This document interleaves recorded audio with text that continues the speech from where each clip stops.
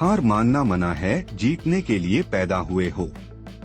एक चाय वाले की अद्भुत सफलता की कहानी। राजू एक छोटे से गांव का लड़का था। उसके पिता एक किसान थे और घर की आर्थिक स्थिति बहुत खराब थी।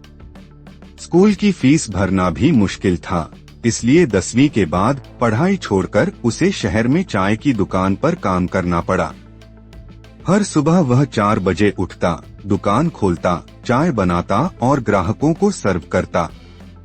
लेकिन उसके मन में एक सपना था, अपनी खुद की बड़ी चाय कंपनी खोलने का। लोग अक्सर उसे ताना मारते, एक चाय वाले की औकात क्या है, लेकिन राजू हार मानने वालों में से नहीं था। काम के साथ साथ उसने बिजनेस के बारे में पढ़ना शुरू किया। जब भी ग्राहक कम होते, वह किताबें पढ़ता और नए नए आइडिया सोचता।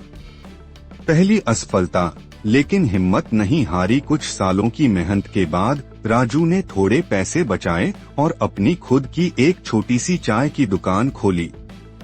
लेकिन शुरुआती दिनों में कोई ग्राहक नहीं आता था।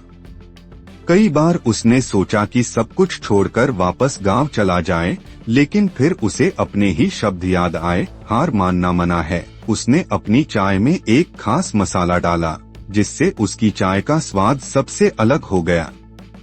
धीरे धीरे उसकी दुकान पर लोगों की भीड़ बढ़ने लगी। उसने सोशल मीडिया पर अपनी दुकान का प्रचार भी किया और एक दिन उसका वीडियो वायरल हो गया।